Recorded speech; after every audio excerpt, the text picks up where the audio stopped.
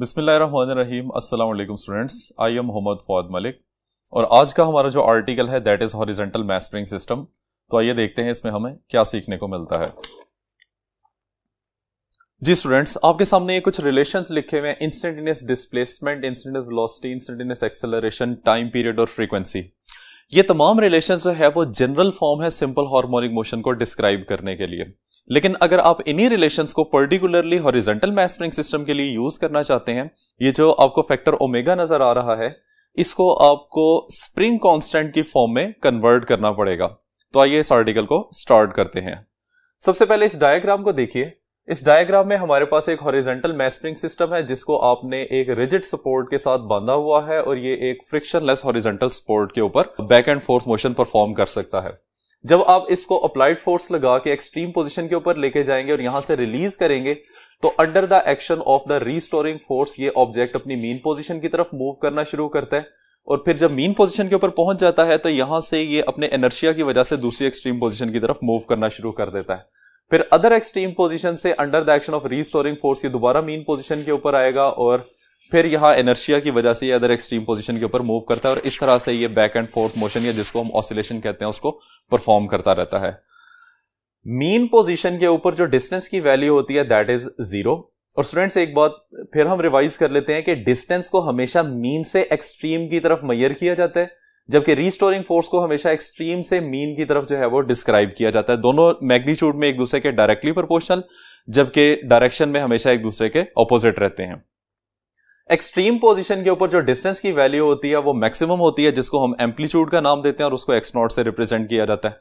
तो जितना एक साइड पे डिस्प्लेसमेंट की वैल्यू आएगी एक्सट्रीम पोजीशन पे, उतनी ही ये वैल्यू दूसरी साइड पे आती है। ठीक है स्टूडेंट्स, तो आइए इसको देखते हैं। सबसे पहले हमारे पास जो वैल्यू हमने फाइंड करनी है that is known as instantaneous acceleration.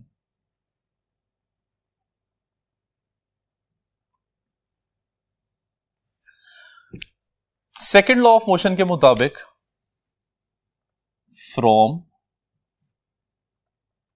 Second law of motion हमें यह बात पता है कि F is equal to m a और फोर्स और एक्सेलरेशन के ऊपर वेक्टर का साइन आ जाएगा। This is equation number 1 and from Hooke's law F is equal to minus k x. अब हुक्स लॉ में जो हम फोर्स डिस्क्राइब कर रहे होते हैं that is known as restoring force. अब ये बात हमें पता है कि ये दोनों फोर्सेस मैग्नीट्यूड में इक्वल जबकि डायरेक्शन में ऑपोजिट हैं, तो इनको इक्वेट कर देते हैं। From 1 and 2 we have m A is equal to minus k x and a is equal to minus के बाय m इंटू एक्स। ठीक है, इसको हम नाम दे देते हैं इक्वेशन नंबर 3 का। अब स्टूडेंट्स चूंकि हमने एक्सेलरेशन की वैल्यू निकालनी थी इसलिए हमने यहां पे इसको इस फॉर्म में लिख दिया है। अब किसी एक क्वेश्चन के लिए k और m की वैल्यू हमेशा कांस्टेंट रहती है, इस वजह से हम इस फैक्टर को रिमूव करके यहां पे लिख सकते हैं a is equal to minus constant into x और अगर हम कांस्टेंट को खत्म करते हैं तो ये प्रोपोर्शनलिटी में कन्वर्ट हो जाएगा।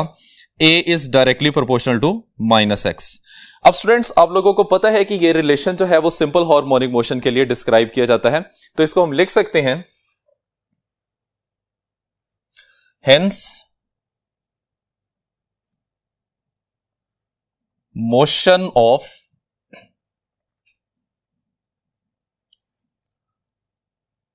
हॉरिजॉन्टल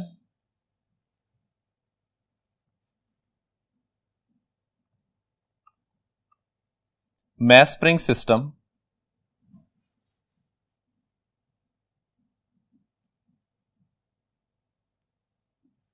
इज SHM या सिंपल हार्मोनिक मोशन। ठीक है स्टूडेंट्स, अब इसमें हमने जो वैल्यू फाइंड करनी है, जो कि हमने इन रिलेशन में बताया कि हमने ओमेगा की वैल्यू फाइंड करनी है in terms of spring constant, तो आइए वो वैल्यू फाइंड करते हैं।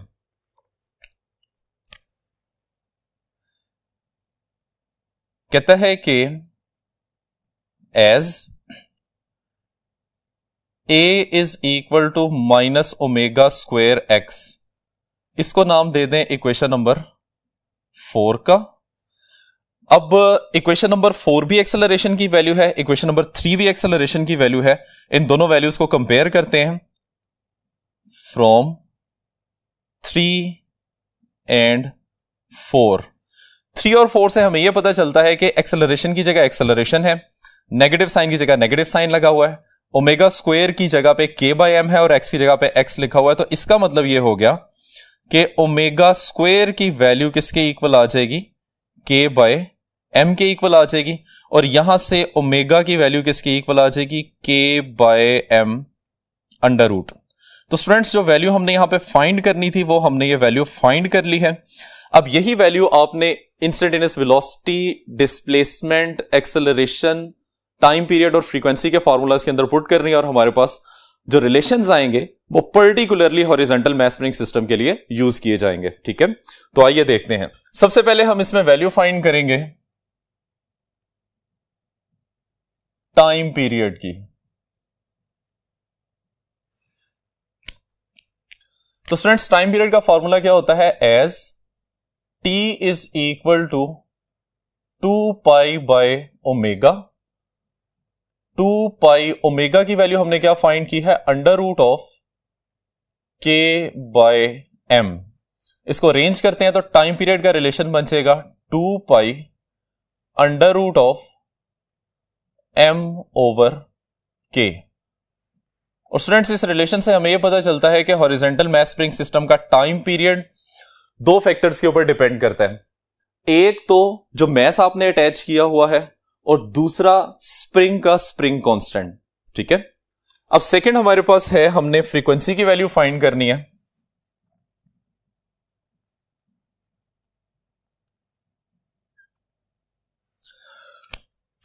फ्रीक्वेंसी का फॉर्मूला होता है as frequency is equal to omega divided by 2 pi, या हम इसको लिख सकते हैं 1 ओवर 2 पाई मल्टीप्लाई बाय, यहां ओमेगा की वैल्यू पुट कर दें तो ओमेगा की वैल्यू किसके इक्वल आ जाएगी, के बाय एम। तो फ्रीक्वेंसी का रिलेशन हम देख सकते हैं 1 over 2 pi under root of के by M.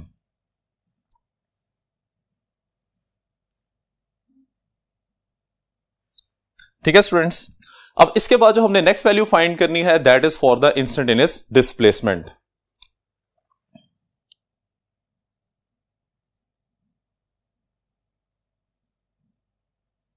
Instantaneous displacement.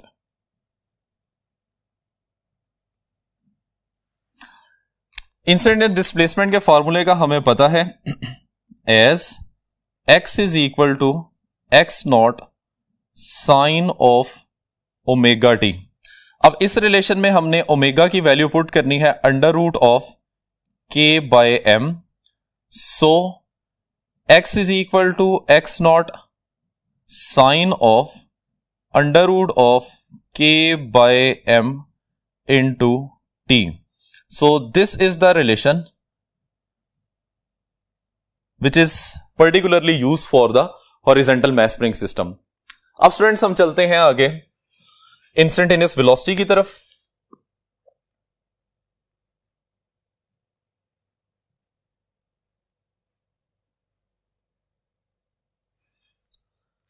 Students velocity का रिलेशन होता है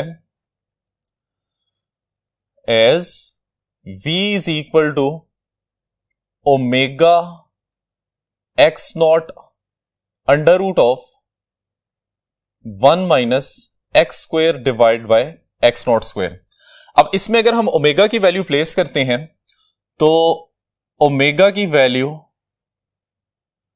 के बाय एम, और यहां से v की वैल्यू आ जाएगी, एक्स नॉट को पहले लिख लेते हैं अंडर रूट ऑफ के by m under root of 1 minus x square divide by x not square. अब ये दो सेपरेट अंडर रूट्स आ रहे हैं, हम क्या करते हैं इन दोनों को कंबाइन कर देते हैं।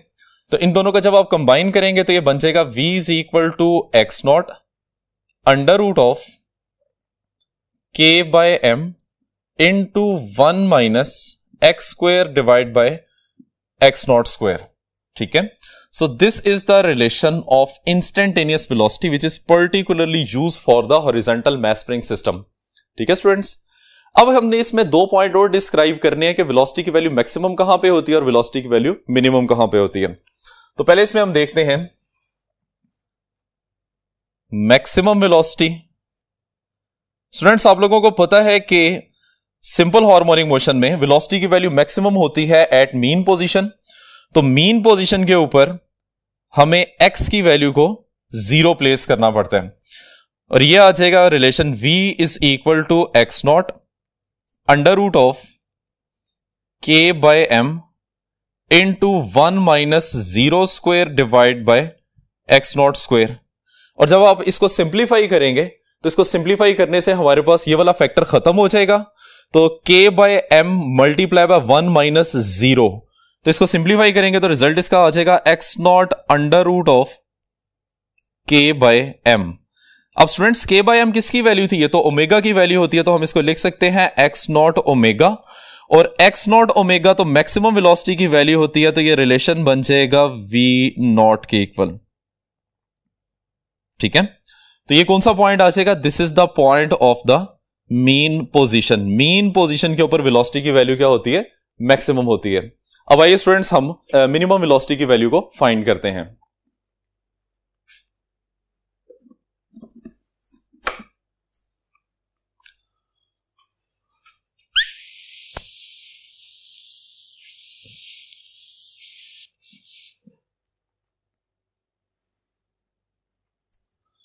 जी स्टूडेंट्स, अब हम मिनिमम वेलोसिटी की वैल्यू फाइंड करते हैं।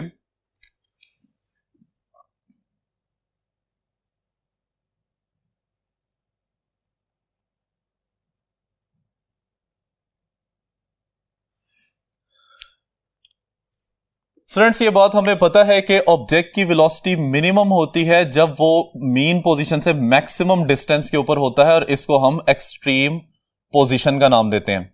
अब ये वाली वैल्यू हम वेलोसिटी के रिलेशन में पुट करते हैं। So v is equal to x not under root of k by m into 1 minus x की जगह पे हमने x नॉट पुट करना है, तो ये बन जाएगा x not square divide by x not square. अब x नॉट की वैल्यू x नॉट से कैंसिल हो जाएगी, आंसर किसके इक्वल आ जाएगा? 1 के इक्वल आ जाएगा, और हम इसको लिख सकते हैं k by m into 1 minus 1। 1 minus 1 answer किसके इक्वल आ जाते हैं? 0 के इक्वल। तो इसका मतलब है कि ये बन जाएगा k by m multiply by 0। अब 0 किसी भी फैक्टर से मल्टीप्लाई हो तो आंसर किसके इक्वल आ जाता है? 0 के इक्वल आ जाता है। So this is the minimum velocity. ठीक है स्टूडेंट्स, तो ये हमारे पास जो है वो वेलोसिटी के रिलेशन आ जाएंगे। उसके बाद हमने रिलेशन देखना है between the instantaneous velocity and the maximum velocity.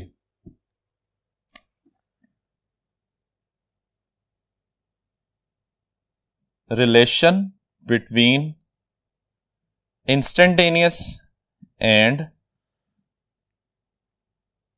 Maximum velocity.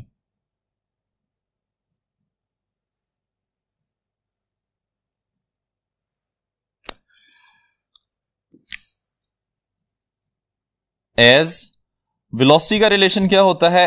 X not under root of k by m into 1 minus x square divide by x naught square.